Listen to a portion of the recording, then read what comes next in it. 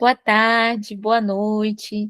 Sejam muito bem-vindas, bem-vindos. Uma alegria a gente estar aqui. Estamos com a querida Ju num dia lindo, né? Porque em referência ao dia de Corpus Christi, eu sei que nem todos, né, têm essa visão, o campo, mas não deixa de ser um dia para a gente pensar sobre renovação, amor, esperança, né? Tudo que a humanidade tem, assim, valorizar o que faz bem para o outro ser humano e para si mesmo, é importante a gente valorizar, né? Seja de qual religião for, porque a gente está falando de espiritualidade, de amor. Então, estamos reunidos para a gente poder trazer um pouquinho mais da construção do TIE, né? Eu vi que ficaram algumas perguntinhas da semana passada também, e queria perguntar para vocês se vocês gostariam de começar perguntando para a querida Ju, ou se vocês gostariam de começar se apresentando para ela. Acho que é uma boa também, né? Porque eu acho que ela não conhece todo mundo. E aí depois ela apresenta um pouquinho mais sobre essa questão, né, de como foi, o que que é o TIE, uma base mais de simples para a gente se organizar, e aí trazer as perguntinhas. Pode ser assim? Ou alguém tem alguma outra sugestão? Sim, querida Rafa. Olá, pessoal, boa noite. Deixa eu passar aqui para me apresentar um pouquinho. Eu sou Rafaela, sou psicóloga escolar e educacional. Eu trabalho em João Pessoa, numa escola municipal, com estudantes, né, crianças e adolescentes. E eu também tenho um espaço que está assim, numa pausazinha, mas é um espaço de uma forma de educação não formal, né, em Pernambuco, em Jaboatão, Pernambuco. Então, eu estou sempre me dividindo, embora a Madal esteja temporariamente assim pausada, mas algumas coisas ainda acontecem no ambiente virtual, enquanto psicóloga mesmo, escolar e educacional. E aí eu estava dando uma lidinha aqui no documento que a Zizi compartilhou, no link, o link, e eu fiquei pensando, eu não sei se ainda vai ter lá no final, que eu ainda não terminei, mas quais são os profissionais, assim, que estão lá, sabe, assim, que profissionais são esses? E aí tem a questão também da família, que coloca lá que a família serve o lanche, né? E como que é isso, assim, esse acordo com as famílias, como é essa organização? Tá ótimo, querida Rafaela. Vou deixar uma sugestão de você assistir a nossa última gravação também, que lá já tem essas colocações, mas claro que a Ju, querida Ju, pode trazer também essa reflexão. Eu só queria perguntar, querida Ju, você prefere ir trazendo a resposta agora, ou você quer deixar anotado para a gente passar? Porque às vezes. Eu acho que se para vocês for tudo bem, talvez quando for, a gente pode ir se apresentando e perguntando e respondendo. Eu tenho um pouco de medo de ficar lá atrás das perguntas. Se alguém puder me ajudar, talvez aí possa ser uma outra opção, a lembrar delas depois, aí pode ser dessa maneira, como vocês sentirem, como na dinâmica que vocês forem mais acostumados, Zizi, que você sentir que faz mais sentido. Vamos Aqui a gente trabalha em assembleia, assim, então a gente vai perguntando, né, e trazendo, né, e perguntando o que que vocês acham melhor. Então, joguei de volta. Eu queria dizer que achei muito legal que você compartilhou o documento. Tenho, sim, muita vontade de somar, de contribuir junto. Acho que é sobre isso, né? Quando a gente se busca estar em rede, é para tecer em conjunto mesmo. E temos que estar juntos e juntas, porque de fato é uma luta, né, gente? É sobre resiliência, resistência, é sobre. E juntos e juntas somos mais fortes, né? Então, Zizi, eu queria primeiro agradecer assim, profundamente a sua atuação. Ancestralmente, as pessoas que fazem essas uniões, né, são as tecelãs, né, em várias mitologias que unem presente, passado, futuro e que agregam. Isso é muito lindo, isso é um dom. Então, acho que a gente pode agradecer de todo o nosso coração essa união e esse momento que você propicia. A gente sabe que nem sempre é fácil, aliás, não, nunca é, né? Puxar, estar, chamar. Então, eu queria começar reconhecendo a importância de iniciativas como as redes humanizadoras. Eu acho que é imprescindível a gente se olha, a gente se enxerga, a gente se vê no outro, e acho que a gente pode se retroalimentar. Eu acho que quando eu busco estar em rede, né, de pessoas pensantes da educação, da humanização, é em busca desse retroalimento, porque tem momentos que fica doloroso e sombrio e difícil mesmo, né? Então, nessa troca, a gente consegue se retroalimentar. Então, o nosso muito obrigada aqui, falando em nome do Tchê, falando em nome da nossa comunidade educacional. Obrigada, querida. É uma pessoa linda, sempre um prazer encontrá-la em congressos, uma energia linda. Obrigada. Rafa, você fala de João Pessoa? Adoro João Pessoa, linda, Paraíba, bonito demais aí. Saudades, faz tempo que eu não vou para aí. Querida, a primeira pergunta foi em relação ao lanche, né? Então, o lanche se tornou um dispositivo pedagógico desde o início do Tchê, sempre foi assim, nunca foi de outro jeito. É comum, inclusive, algumas famílias levantarem questionamentos, né? Ah, mas por que a gente não paga alguém para fazer e servir? Ou por que não terceiriza para uma padaria aqui da ilha servir, né? Mas a gente também vota isso na Assembleia da Comunidade, dos adultos, e até hoje a gente conseguiu sustentar o lanche como dispositivo, porque a gente acredita que é um momento em que as famílias podem vivenciar a escola. A gente entende que os educandos e educandas ficam muito felizes de ver os seus familiares, né? Mães, pais, avós, às vezes são irmãos que vão servir o lanche, tios, então é um momento sempre muito rico, muito gostoso da pluralidade de cada família, né? É muito bonito de ver como as famílias que têm bolsa social, apesar de não entrarem nesse revezamento, por muitas vezes se colocam como querendo participar e também querendo estar e trazer um pouco desse momento do alimentar, né, para nós, assim, então é um momento muito rico. Claro, tem diversas reclamações, sim. Então, por exemplo, agora que a gente cresceu o número, né, que é uma média de lanche para 80, 85 pessoas, enfim, a gente sabe que é um empenho, né, energético, financeiro, de disposição, até porque a gente tem uma série de restrições no manual, né, do lanche, então não podem ser produtos que não sejam naturais, enfim. Então a gente sabe que é complexo, mas é um momento em que a gente acredita que tem uma troca muito, muito rica. Como funciona hoje? A gente tem uma comissão que é responsável pelo lanche.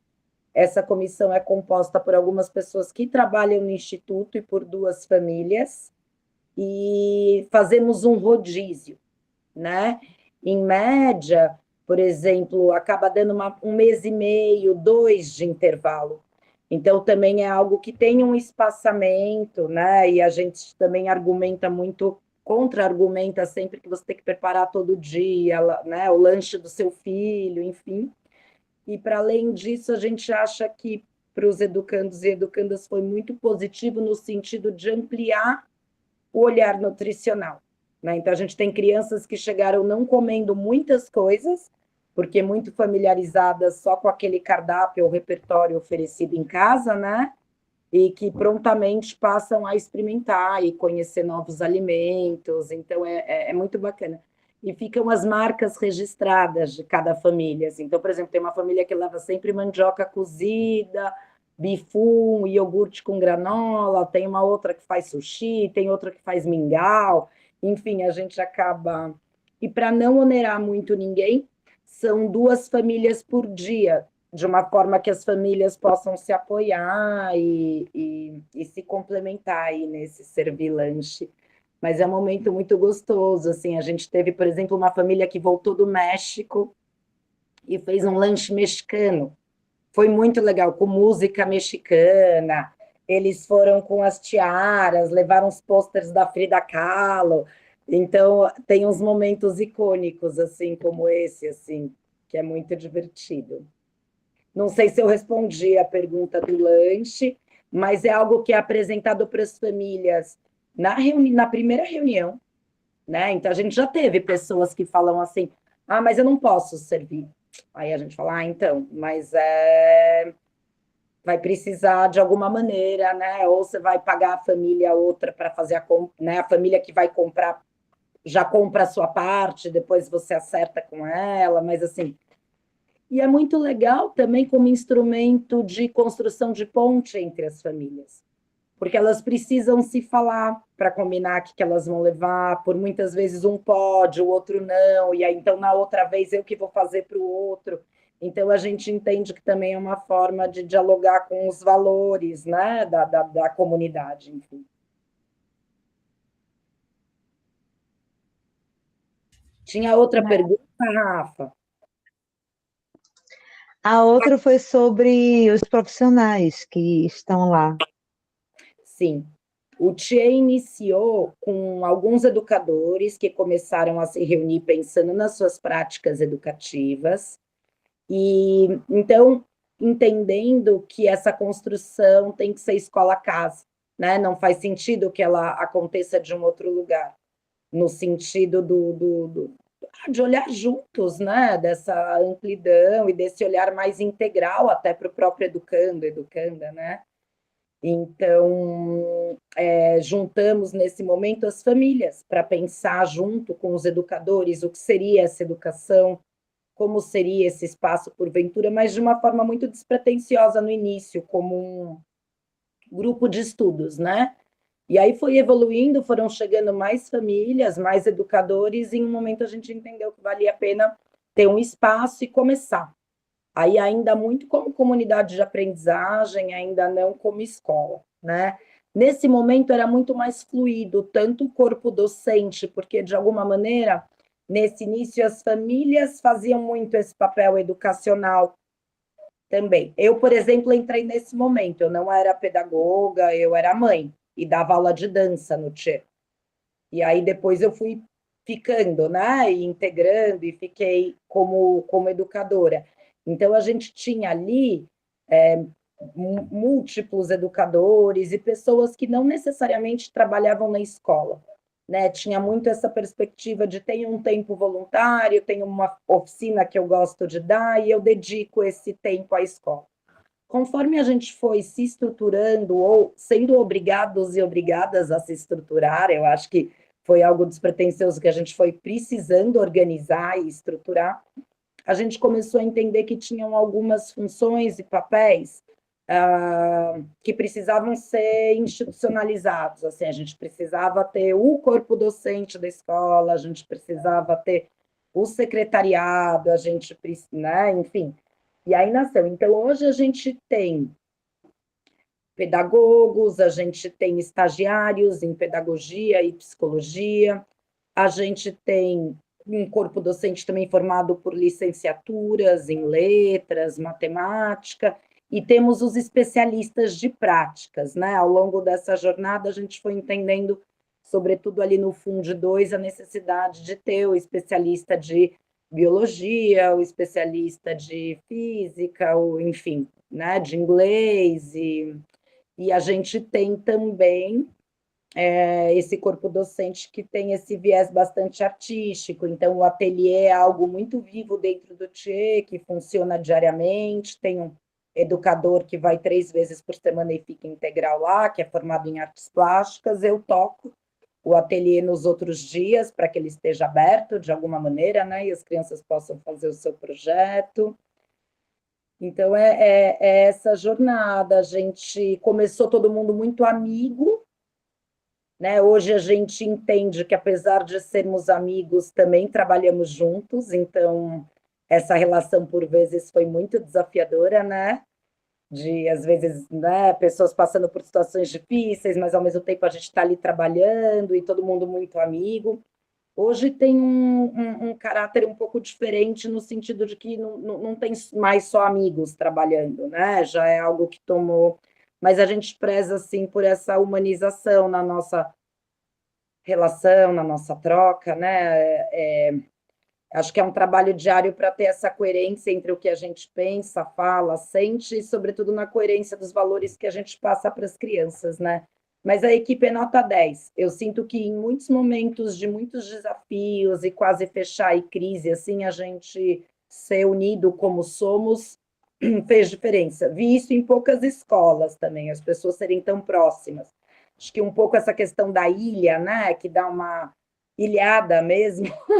Então, a gente acaba virando meio família, assim mesmo, sabe? Maravilha, querida Ju. Vamos passar então para Ana. Ana, conta um pouquinho também de você no Pokémon. Oi, olá Ju, olá a todas e todos. Então eu sou a Ana, estou em Portugal, aqui bem no meio de Portugal, numa zona de campo. Vivemos numa quinta com uma agrofloresta e há 4 anos abrimos o Sementes, que é um núcleo de capacitação pessoal e comunitária, uma associação sem fins lucrativos. E, e a partir do Sementes, aquilo que temos tentado é iniciar precisamente uma comunidade de aprendizagem. Já trabalhámos com crianças, com famílias, com crianças dos 0 aos 3 e fazíamos tipo um coworking space onde os pais podiam estar a trabalhar ou a ler um livro ou a beber um chá e a falar com outros pais enquanto os bebés estavam na sala ao lado com uma cuidadora principal. A ideia também era dar a estas crianças a possibilidade de terem uma transição para um ambiente mais institucionalizado enquanto os pais ainda ali estavam, portanto foi uma experiência incrível e que veio de 2 mães. Essa experiência durou 1 ano e, entretanto, conseguimos iniciar um grupo ainda pelo ensino doméstico. Sabemos que o ensino doméstico tem-se revelado uma alternativa cada vez mais usada, mas ainda assim uma coisa muito pouco acessível à maior parte das pessoas. É necessário ter uma licenciatura para ter os filhos em ensino doméstico, é necessário muitas vezes pagar uma mensalidade, que é o caso das famílias que estão connosco e que nós estamos a acompanhar, são 5 famílias, e tem sido uma experiência incrível também, um ano muitíssimo desafiante, e estamos neste momento numa dessas fases sombrias de não saber o que é que vai ser o próximo ano, não saber sequer se há um próximo ano. No meio disto tudo, eu sou mãe de uma das crianças que está neste centro e que tem andado a saltar atrás de mim este tempo todo, e portanto tem sido um momento muito, muito difícil. E por isso estou imensamente grata à Zizi por esta rede e a vocês, Juliana, pelo exemplo dado na semana passada de que só ao fim de 10 anos é que não estão a passar por esse momento sombrio, e isso deu-me muita esperança de que, ok, ainda foi só 1 ano neste modelo. E por isso o meu imenso obrigada.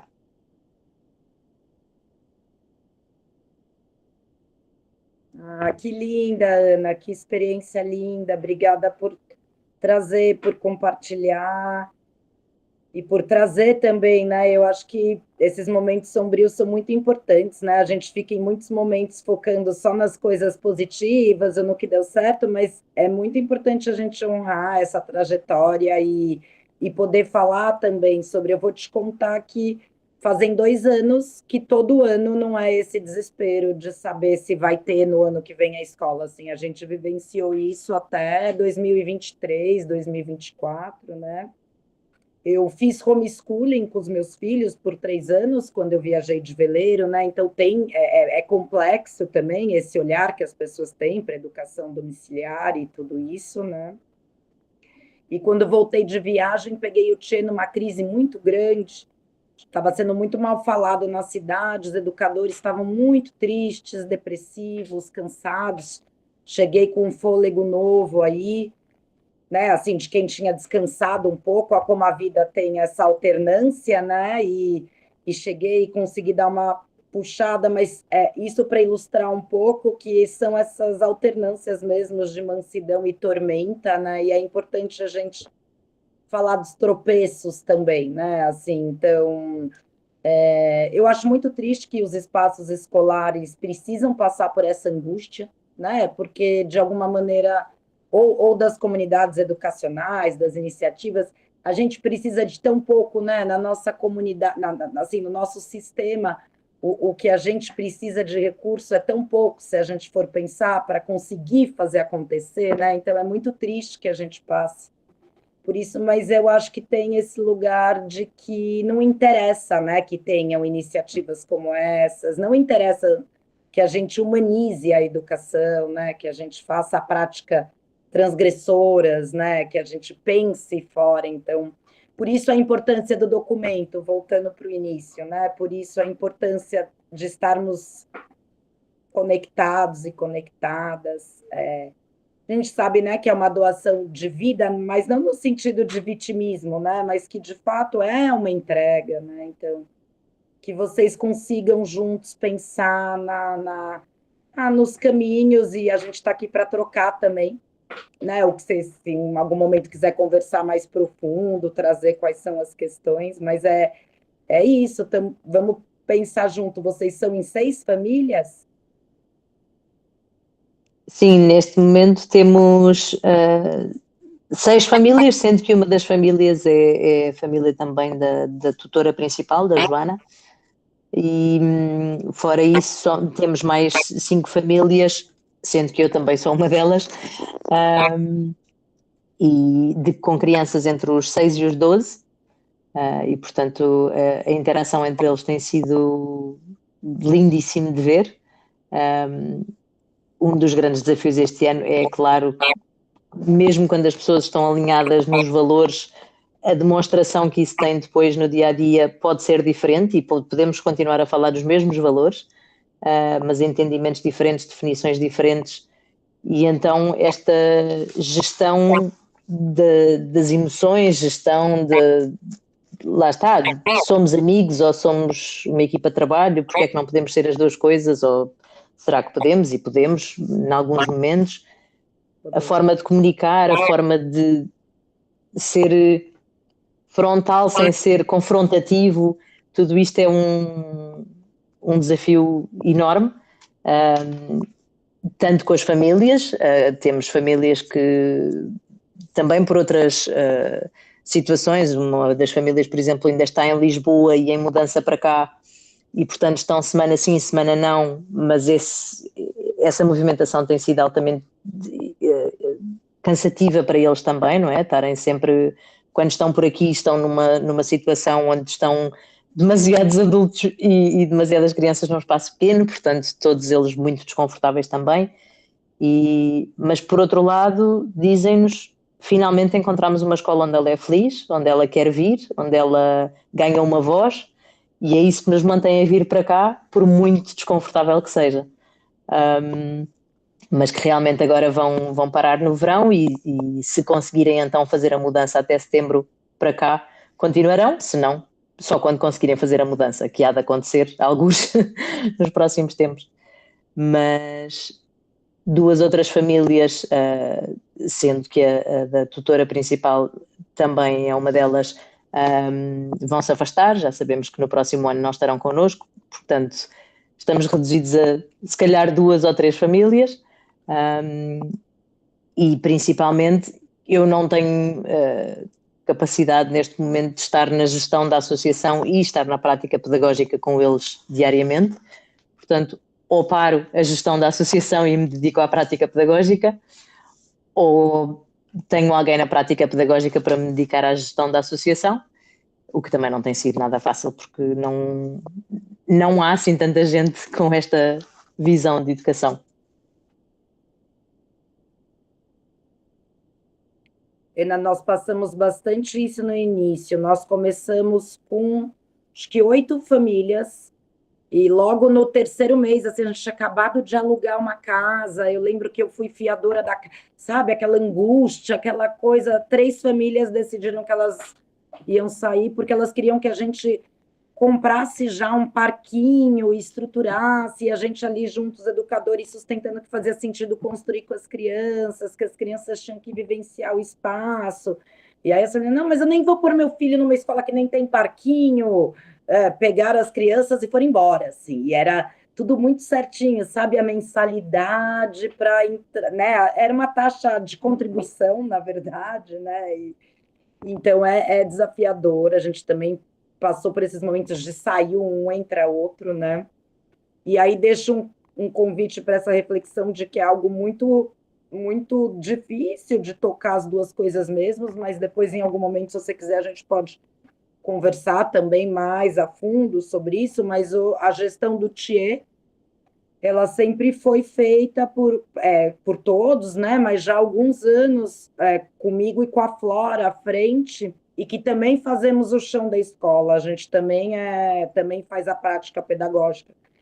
Então, tudo isso para dizer que não é fácil mesmo, porque envolve muitas coisas, mas se às vezes a gente sai do que a gente acha ideal e entende que é o que é real, que é assim, para manter o instituto é isso que precisa ser agora, então tá bom. Então, como que a gente vai fazer? Também é possível, quis te deixar um esperançar aí nos Sementes, que é um nome lindo, né?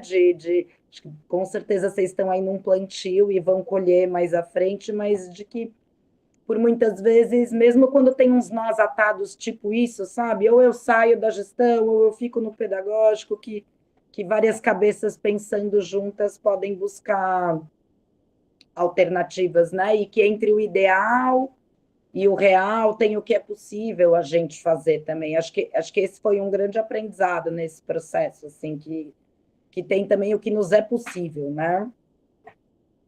Para nos humanizarmos também, né? Porque senão a gente fala dessa formação humanizadora para um entorno e esquece que ela pode se aplicar ao que dá para fazer também, né? Sentir de compartilhar, assim. Parabéns, Ana. Sementes é um nome lindo, hein? Quero conhecer mais depois também. Muito obrigada. Podia fazer uma viagem para Portugal, né, Zizi? Planejar. Essa aí. Caso que a gente é tudo ferrado, mas a gente se organiza. Sim. Para poder. A gente se programa com antecedência. Vamos fazer, gente. Eu acho que é isso. A gente tem que jogar, organizar, ousar, porque é importante demais essa troca, né? Essa é a ideia, querida Jo. Eu estou tentando, inclusive, o edital, né? Tem outras pessoas que estão tentando também. A gente está até falando assim: quem passar no edital primeiro, fala. Vou falar nessa frente aí para a gente pensar numa estrutura de captação para a gente poder organizar. Vamos pensar, porque é importante mesmo, né? Totalmente importante. É para a gente dar essa força mesmo, a gente sabe o quanto que é. E assim, falando com a querida Ana, né? A gente sempre está conversando, porque são pontos assim que são difíceis mesmo, né? E os campos de relação, muitas vezes, eu já acompanhei também, já trabalhei em muitos projetos que começa com 10, passa para 5, passa para 2, quando você vê, opa, será que eu estou sozinha aqui? Aí você vai vendo que outras pessoas vão voltando, as crianças vão dando força. A vida, ela, sabe uma das coisas que eu queria comentar sobre isso rapidamente? É da gente aprender a viver com incerteza. Uma das coisas que é mais difícil, assim, e sabe que quem fala sobre isso é o Edgar Morin. Ele fala sobre isso no livro, acho que é Sete Saberes, Sete Pilares da Educação, muito interessante que ele fala da incerteza humana, que o educador, ele vive sobre uma incerteza, porque ele não sabe se o aprendiz está aprendendo ou não, ele não sabe se o que ele está fazendo está certo ou não, ele é sempre essa, né, e isso não é ruim. A gente, às vezes, coloca o índice do resultado na incerteza, tipo, se eu tenho certeza, eu estou certa. Se eu não tenho certeza é porque eu estou errada. Então, isso é muito ruim, porque o educador sempre vai vivenciar a incerteza, porque a gente nunca vai conseguir controlar o vínculo que a gente tem, a relação de aprendizagem, a aprendizagem nossa, do próximo.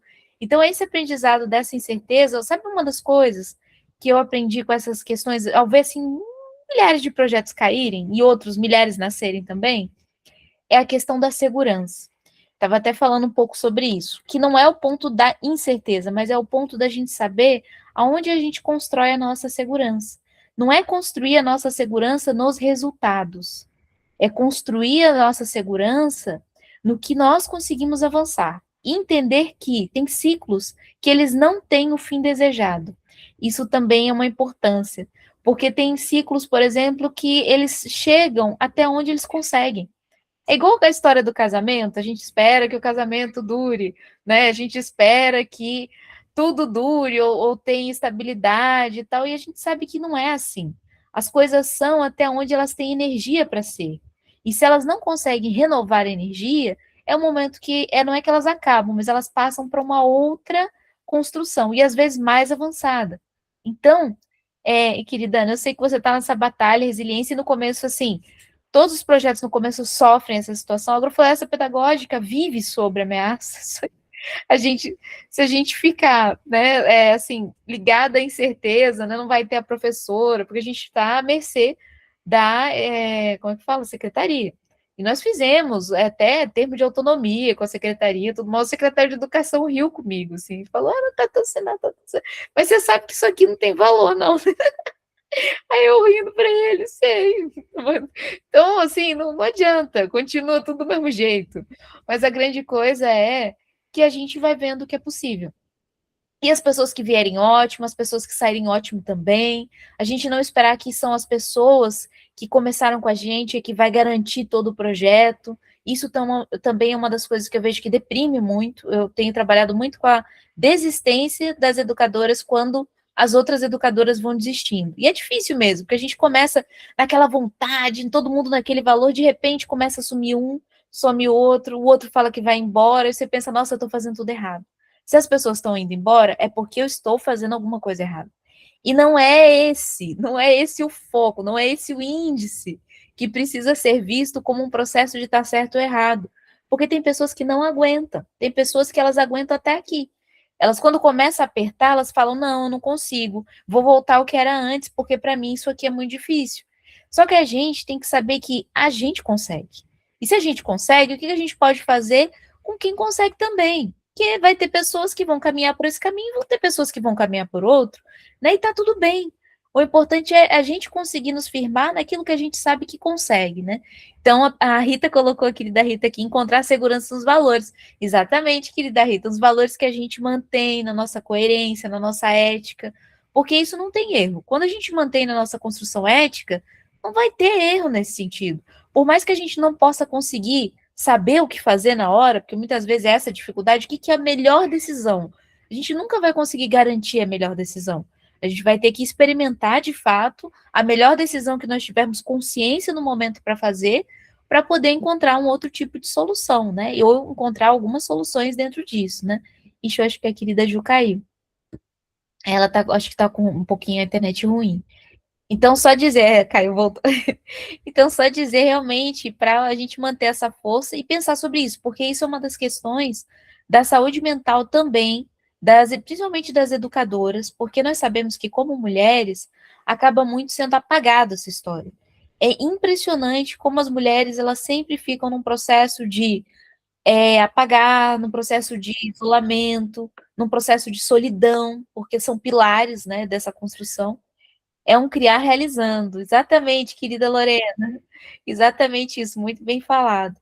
E é uma construção mesmo de criação, né? Nós temos essa ligação pela maternidade, o processo de educar, e nós sabemos, por exemplo, que todos podem desistir das crianças, todos podem desistir dos filhos, mas a gente não consegue, porque a gente tem um vínculo ali que leva a gente a voltar e ter resiliência. Quando eu estou dizendo que todos podem, só vou explicar aqui, por exemplo, se fossem as mulheres que conduzissem o mundo, com certeza a gente não mandaria nossos filhos para a guerra, né? Começa por aí, né? Quem que pariu a criança depois vai pegar e falar, não, põe uma arma na mão e envia para o campo de batalha? Não vai rolar, né? A gente sabe que não, porque a gente sabe que esse não é o caminho. Então, é muito importante também a gente rever, como a querida Juliana colocou também, esse feminino, né? E esse feminino como um todo, como um exemplo mesmo de orientação da vida, de relação com o planeta, de relação com a nossa forma de construção humana, né? E rever a nossa polaridade yin, porque a polaridade yang, ela é muito vista no mundo. A gente tem tudo é yang. A gente olha os prédios, representação masculina. A gente olha a sociedade, é uma representação masculina. Mas e a nossa representação feminina? As escolas que têm esse processo de humanização têm muito essa representação feminina. Estão sempre sofrendo, estão sempre com dificuldade, estão sempre tendo que lutar para sobreviver, mas quando conseguem uma estabilidade, o que elas fazem? Elas geram outra forma de vida. Então, é justamente nesse ponto que a gente se une muito. E claro, isso não é só mulher, não estou separando homens e mulheres, estou falando do feminino. Como existe o yin e o yang, nós sabemos dessas forças que regem. Nós também somos masculinos, nós também temos o yang em nós também temos o homem em nós temos as duas polaridades. Mas essa polaridade feminina ela ainda não conseguiu desenvolver-se com todo o seu potencial. E muitas vezes essa incerteza que dá é porque a gente muitas vezes está se comparando a uma visão masculina e não a uma visão do que a gente pode construir, recriar e reconstruir, né? Então, trazendo também um pouquinho, só complementando. Mas eu vi que a Lorena tá com a mãozinha levantada e eu só falando aqui, né, Lorena? Você já consegue falar, amiga? Acho que ela fechou a câmera, acho que ela teve que movimentar alguma questão. Vou esperar um pouquinho aqui. Mas para complementar o que a Ju estava colocando também, a querida Ana, né? E eu sei que depois a Rita tem uma pergunta, que ela fez uma pergunta para mim, que eu nem consegui responder ela hoje. Eu só mandei um coração e falei, Rita do céu, se eu vou tentar, mas quinta-feira é um dia intenso. Lorena, quer falar? Depois a Rita tem também. Oi, Zizi. Oi, se eu estiver no meio de um pensamento, eu acabei fechando aqui. Bom vê-las, meninas. E realmente eu escutei isso essa semana. A gente tem a força do feminino, né? E independente de ser masculino, né, o homem ou a mulher, todos temos o equilíbrio. E a gente tem essa resistência, né? E essa persistência na vida, esse esperançar. E, Juliana, foi uma delícia ouvir você e a Flora na última semana. Queria te dar o parabéns, assim, com um coração enorme, saber desse fruto de vocês que tem brotado e se proliferado, tá? Eu sou Lorena, estou aqui no Centro-Oeste, no coração aqui do Brasil, no miolinho aqui, e eu sou uma pessoa que vem de outra área. Eu sou arquiteta e urbanista e cientista da computação. E entrei na área da educação por causa dos meus dois pequenos, e minha família de educadores, muito também com essa visão crítica em cima da educação, visão histórica, e tem artista. E a gente é muito questionador, né? Eu acho que esse grupo aqui, ele alimenta a gente porque a gente encontra pessoas que não se contentam com aquilo que é muito estranho, e somos pessoas muito sensíveis, né? De um olhar muito humano para as coisas. E há uns 9 anos, quando eles vieram, os meus pequenos, eu engajei nesse meio da educação, fazendo um pouco disso que vocês fazem e já falam, né? A gente vem de outra área e começa a ir chegando, né? Fazendo indiretamente uma formação com eles por causa da criatividade, da arquitetura, e meu questionamento em cima das telas também, né? Dos impactos e tal, e eu falava, gente, mas eu não quero eles nas telas, e estava nesse dilema, vendo outras famílias colocando muito cedo, e eu sabia que não era o momento certo. Aí comecei a estudar, e hoje estou na neuropsicopedagogia para entrar e conhecer mais essa outra leitura, com a psicologia do desenvolvimento, e estou no meio da formação, e coloco, já tem acho que 1 ano e meio, algumas oficinas de desenvolver as relações humanas com as crianças. Porque nas escolas eu estava vendo que as crianças, elas têm pouco espaço para se relacionar. E aí vendo, e quanto mais a gente estuda, a gente vê a importância das relações humanas e dos vínculos, que isso desperta tantas construções com as crianças e potencializa, e você não precisa estar dentro da escola para fazer isso. E quanto mais a gente vai vivenciando e ouvindo aqui cada uma de vocês, a gente reforça que isso é possível. E que não precisa de muito, eu concordo muito com você, Ju. A gente começa a ver que, às vezes, as pessoas complicam em vez de simplificar. E, às vezes, só basta querer para começar. Você não precisa nem muito de material especializado, nem muito requinte. Basta você estar na natureza, você já tem um potencial enorme, deixar eles viverem e a gente respeitar a infância, a adolescência. Eu falei com a Zizi há uns encontros atrás, né, Zizi?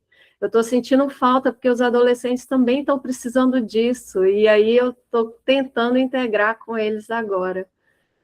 E é isso, assim, eu estou descobrindo, assim, que a multidisciplinaridade, ela tem que acontecer dentro dessa vivência, porque, como você falou, seu grupo, ele começou com vocês ali como amigos, né? Cada um de uma área, e isso eu estou vendo muito forte. Parece que a educação, ela quebrou tudo em caixinhas e a gente está tentando juntar tudo de novo. Que parece que é isso que é o que funciona. Só que é muito difícil desconstruir toda essa convenção que foi colocada.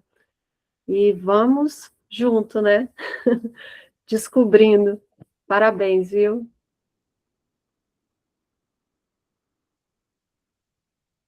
Ô, Lorena, querida, obrigada. Obrigada pelas palavras, né? Sim, eu acho que é um pouco isso que veio na fala anterior. O amanhã a gente não tem, né? A gente fica buscando essas garantias, né? No papel, na sustentabilidade financeira, no outro, na validação do outro continuar na mesma trajetória que a gente, né? E a gente não tem essa garantia, né? Existe um fluxo aí que é de total, como é que é? Impermanência única constante, né? As coisas vão estar em movimento, tem esse fluxo que é muito contínuo. E eu sinto que entender isso angustia menos, né? Faz a gente viver com menos peso e entender que as coisas são transitórias, né? E aí acho que trazer um pouco esse olhar para as travessias, o que a gente vive enquanto as coisas acontecem, é tão importante, na verdade, é mais importante do que a gente chegar em algum lugar, né? Já está acontecendo, a Ana no espaço dela, a Rafa no dela, você por aí, a Zizi fazendo essa união, né? A gente vai alinhavando e já está acontecendo, já deu certo, né? Já está dando, já existe, já é um esperançar mesmo, um encantar, porque senão a vida vai ficando muito cinza mesmo, né? Muito, muito desafiador. Então, é isso, querida, obrigada pelas palavras. A gente fica bem feliz mesmo com essa troca, porque a gente vê no outro o que tem na gente, né? E estamos aqui unidos para pensar a educação, para, enquanto a gente pensa, fazer acontecer de uma outra maneira, né? Acho que esse é um dever, e a sua colocação em relação ao ativismo pela infância, né?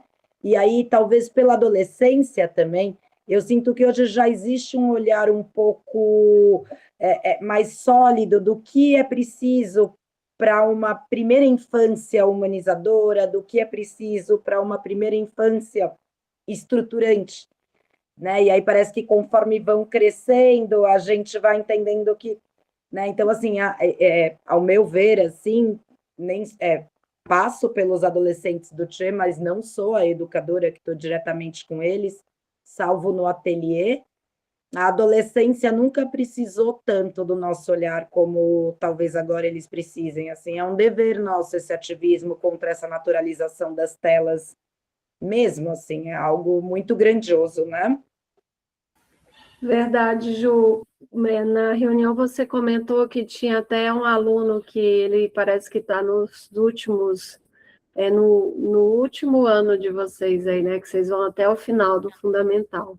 E aí vocês estão até pensando em estender por conta dessa criança, dessa família que gosta muito do espaço de vocês. E eu fico imaginando isso, porque a gente fala muito da primeira infância, mas essa transição parece que as crianças que estão aí na pré-adolescência, indo para a adolescência, elas estão precisando muito. Muito. E aí a gente tem que ver, eu não sei se é porque também esse caminhar com a arquitetura, que a gente estuda o humano e o espaço, e não tem como eu deixar de olhar para o espaço de vocês e ver a interação, o humano e a natureza, e o espaço que o homem constrói para interagir, né, sem agredir. A gente vê na linha histórica, né, do ciclo do ser humano. Ele nasce, ele tem essa infância, vai para essa pré-adolescência, adolescência, para chegar no adulto, que somos nós que ainda temos a nossa criança. Então, a gente está sempre com o ser humano na sua essência. E a gente tem que pensar, as pessoas não podem também se fechar só nesse ciclo inicial, porque essas crianças que são depois os nossos futuros adultos, eles têm esse choque. E quando a gente se encontra nesse grupo, e a Zizi faz muito isso, esses laços, né? Constrói e busca a gente e reforça com a gente está levando isso para eles, e a gente também tem que pensar, eu acho que a gente não pode se fechar, não, igual a Ana comentou, né? Estou aqui com 6 grupos de famílias, pensa longe, a gente tem que pensar maior, porque tudo que a gente constrói, a gente tem que pensar em ampliar, porque eles estão muito carentes, Ju, muito carentes mesmo. E a pressão é muita por causa desse instrucionismo e essa carga, né, de conteúdos voltado não para o humano, né, para a máquina mesmo, né? Isso mesmo, querida Lorena, muito boas colocações também. Normalmente a gente foca muito na primeira infância porque é o local que tem uma boa visão, mas a prática é muito ruim. Principalmente no Brasil, em Portugal, a gente está em países que têm uma prática muito ruim na primeira infância. Eu digo isso porque a Europa, ainda assim, eles têm uma base um pouquinho mais integrada. Quando eu não falo de Portugal, desculpa aí, que eu sei que Portugal está na Europa, mas quando eu falo de França, quando eu falo de Itália, por exemplo, a Itália, ela tem um desenvolvimento da primeira infância que não é o mais humanizado, mas ainda assim é bem melhor, porque ainda, né, não sei, vocês todos devem conhecer, ainda mais vocês, né, a Ana, a Rita, que estão aí pertinho, do lado, na esquina, né, porque tá tudo pequenininho, aí consegue ver, mas eu conheço muitas escolas na Itália que são incríveis com relação à primeira infância. Mas quando chega no fundamental, aí a coisa é ruim. A Alemanha também é muito boa, porque as crianças correndo livres nos parques, é colocar a criança na natureza, é fazer os materiais, né, práticos. A França tem isso. Sim, querida Ju. O próprio tempo de licença à maternagem e paternagem, né? Assim, que tem esse lugar que não é dessa sobrevivência, dessa exploração, né? Então, aqui no Brasil é absurdo, né? Um pai tem 5 dias de licença e até pouco tempo atrás, 4 meses, ainda era visto como algo muito grandioso, né? Como, isso que eu falo, né?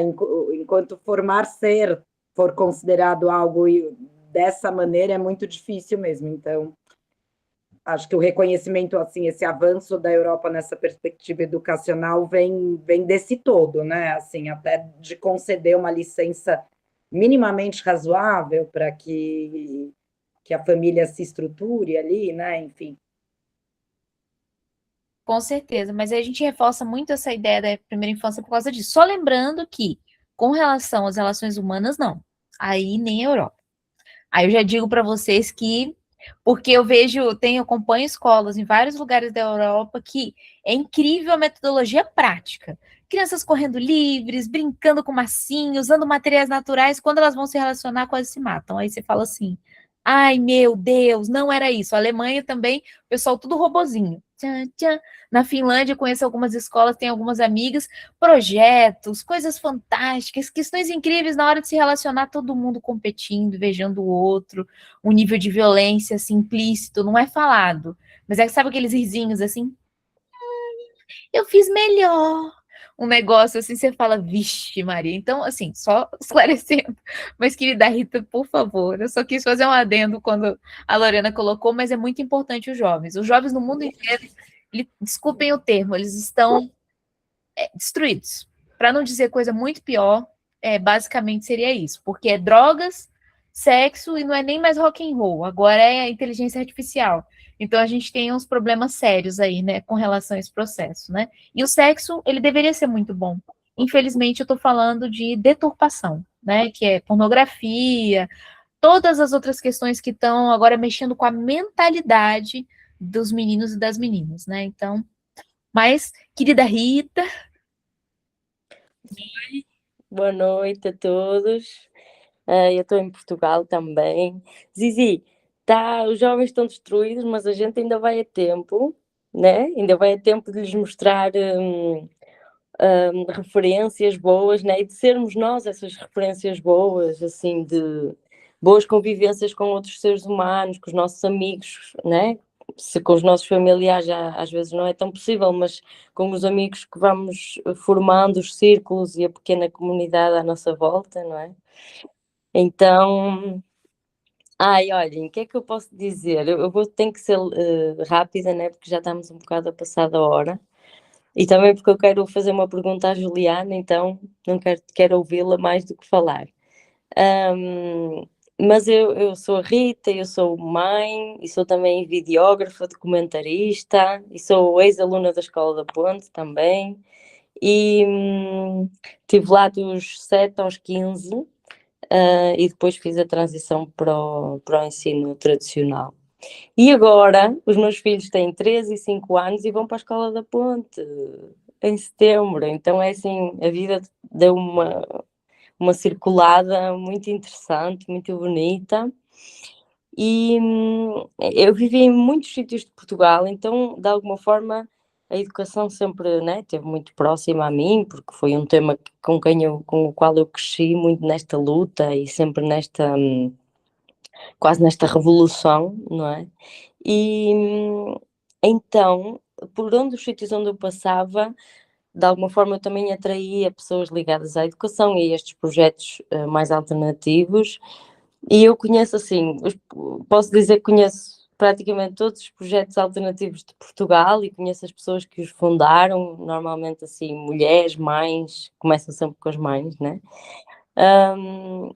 E quando eu estive a ver o encontro passado e vocês a descreverem um pouco a vossa tour aí pelo Brasil, fiquei com uma inveja, assim, uma inveja boa, quem me dera lá estar e quem me dera também fazer este intercâmbio assim mais global, né? Eu imaginava de nós, sei lá, começarmos a pôr cá fora estes projetos assim, isto não é uma utopia, ou isto não é uma ideia, isto é real e está a acontecer. Imagina o TIE com 10 anos, né? Assim, 10 anos não é brincadeira. É um projeto que está estruturado, que funciona, não é? E deve ser lindo. Eu não sei se há gerações miúdos que já tiveram aí, que já saíram, deve haver, já saíram para outras escolas, mas isso é muito interessante, de ver como é que o impacto que esse período teve na vida deles. Eu agora estou a fazer um documentário, estou a começar a filmar entrevistas aos ex-alunos da Escola da Ponte, professores, ex-professores, e está a ser um processo mesmo bonito. E uma coisa que eu te queria dizer, Juliana, eu fui ao vosso Instagram e eu vi lá um homem, que eu acho que é o Fósforo, que eu conheço porque ele esteve em Portugal mais ou menos há 9, 10 anos atrás, em Tamera, porque ele estava no Âncora, certo?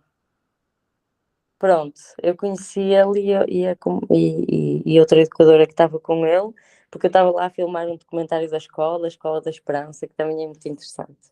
É o próprio. É o próprio.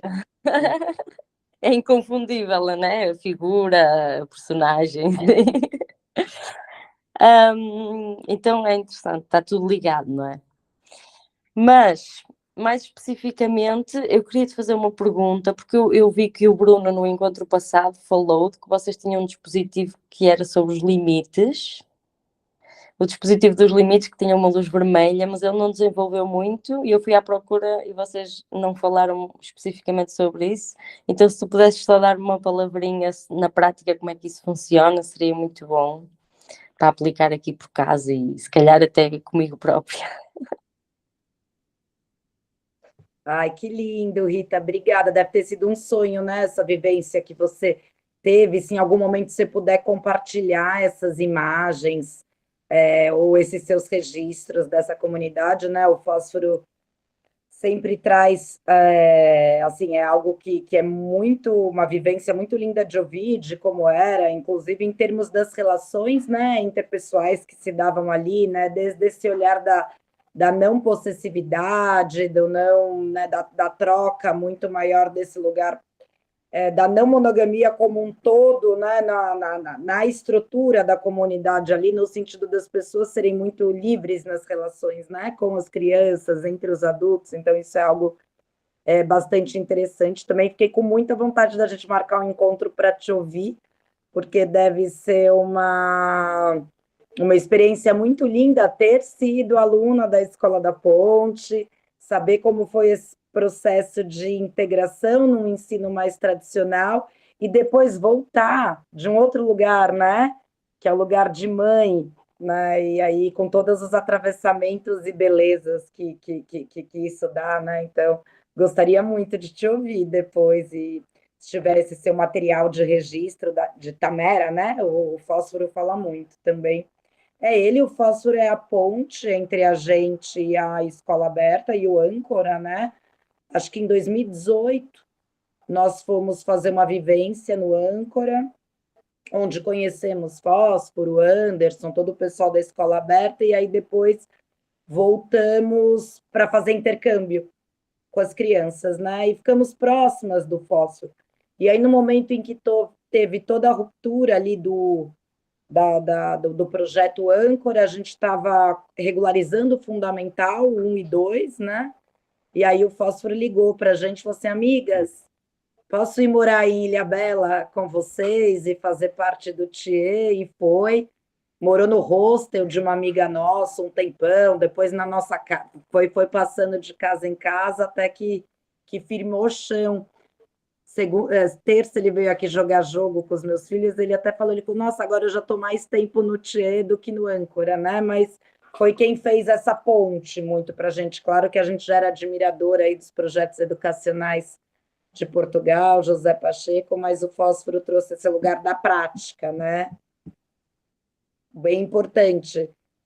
É uma coisa super engraçada, eram várias mulheres tocando, aí chegou o Fósforo, botando toda aquela organização de mesa, de corte, de coisas que a gente não tinha. Então, a nossa reunião antes ia até 11 da noite, e aí ele trazendo esses limites, né? E aí a gente até passou por lugares de discutir com a comunidade, assim, né? Tinham as mulheres lá sustentando o projeto há um tempão, de repente chega um homem, começa a falar, reunião até às 8, aí todo mundo, nossa, ele salvou a pátria, né? Assim, como se ele fosse... Então, foi uma vinda que gerou muitas reflexões, assim, ou às vezes da gente tentando trazer limite, não chegava, descia o Fósforo a escada, olhava para o educando e falava, limite. Aí a criança saía, assim, né? Então, foi o primeiro educador do projeto. Hoje a gente tem um corpo docente mais masculino que feminino. Isso é algo que eu acho interessante e legal também. Enfim, e da palavra limite, né? Essa palavra foi uma palavra combinada em assembleia, uma palavra que vem lá dos primórdios do Tchê, assim, quando ainda eram pouquíssimas crianças, que ali nessa relação mais livre, mais solta, a gente entendeu que precisava existir uma palavra que significasse, de acordo com os nossos valores, né? Assim, daqui não dá para passar, assim, não importa como você está, se você está achando que é brincadeira, né, o limite ele vem nesse lugar de algo que é uma barreira que o outro traz e precisa respeitar, e é um combinado assim bem forte, assim, que a gente sustenta muito. Isso não quer dizer que o limite por vezes não seja desrespeitado também, né? Então acontece, é super bonito de ver, né? Ontem mesmo um educando que estava comigo ali chegou e falou assim: eu estou falando limite, ele não está ouvindo, conta para ele que o limite é sério. Aí eu falei: olha, o limite é sério, o limite é, né? Então, foi dessa construção e foi uma palavra escolhida em assembleia. Então, é altamente usado pelos educadores, né? Então, nós pedimos limite.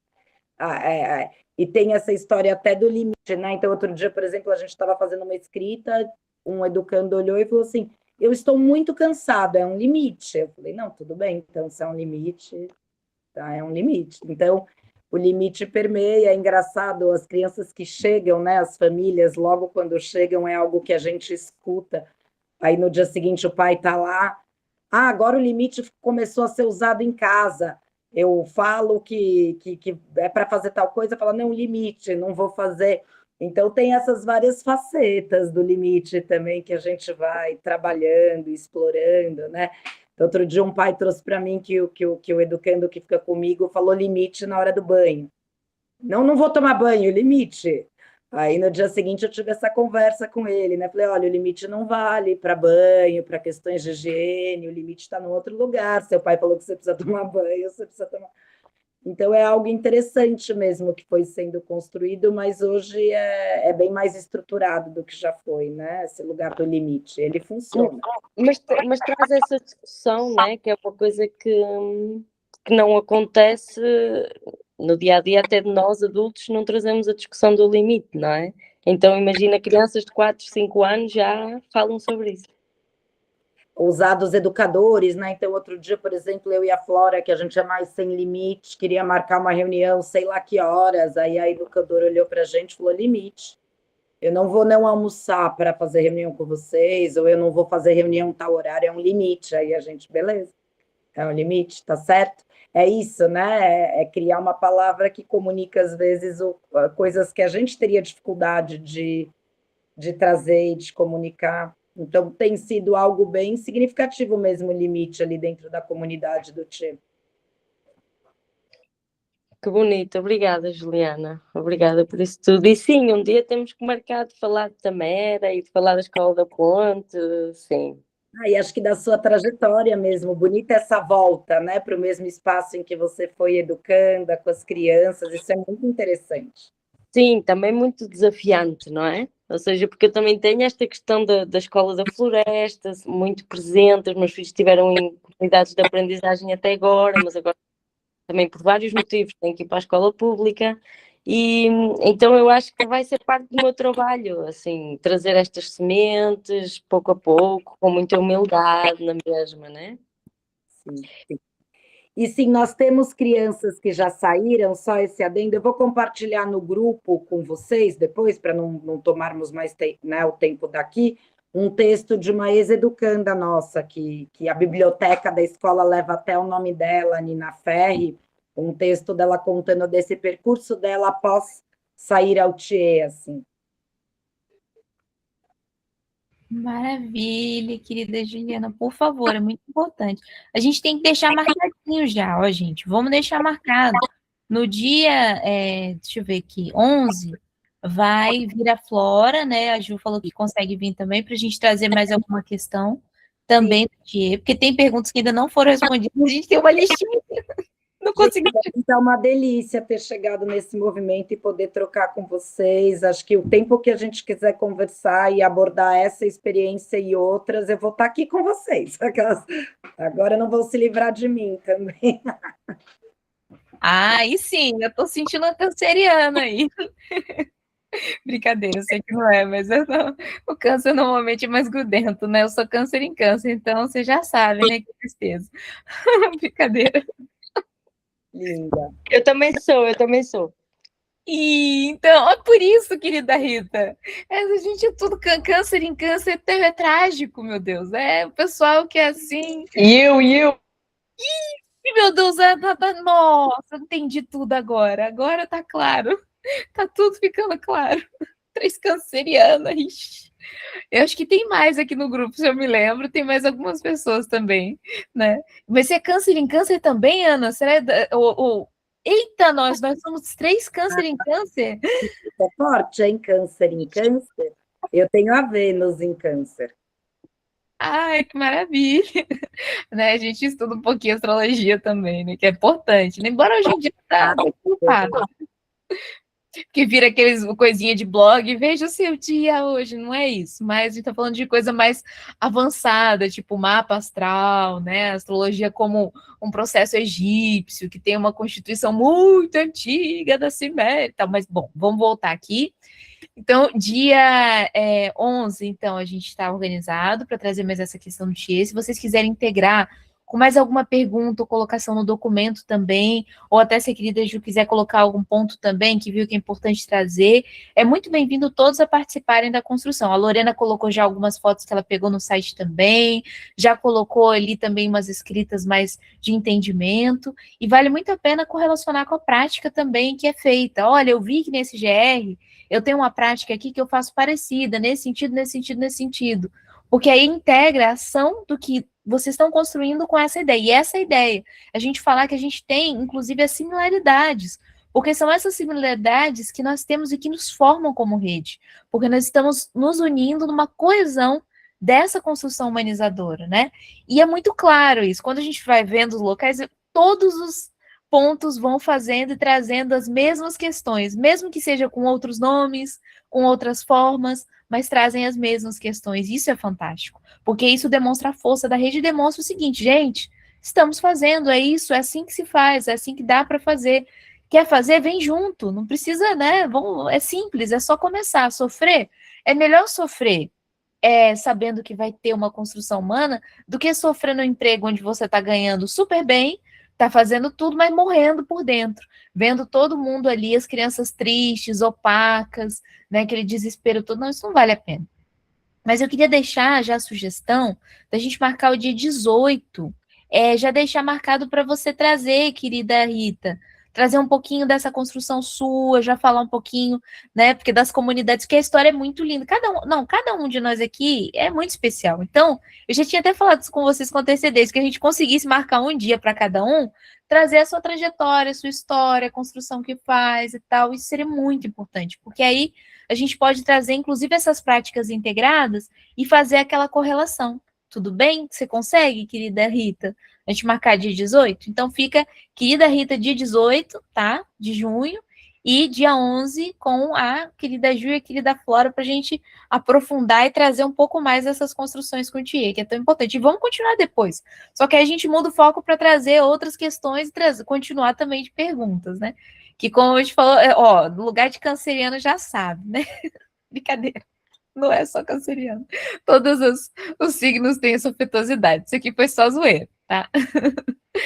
Bom, gente, então eu queria perguntar se teria mais algum ponto, alguma questão. Eu sei que aí tá bem tarde, eu não queria puxar muito, principalmente as nossas amigas queridas portuguesas que estão ali nas praticamente 23 horas ou meia-noite. Eu tô na dúvida agora se é meia-noite, mas é por aí, né? Não, é quase, é 23 horas, tá? 23. Então, e agradecer profundamente a querida Ju pela sua construção. E olha, assim, uma das coisas que eu falei com a querida Rita, que a gente tem muito em comum, é ter vivenciado. Nós somos pessoas que vivenciamos uma comunidade muito diferente, né? Então, eu vivenciei uma comunidade humanizadora, ela vivenciou na Escola da Ponte. Quando eu conheci a Escola da Ponte, falei, que legal, eles fazem isso. Foi uma coisa assim, tipo, natural, né? Não tem nada diferente.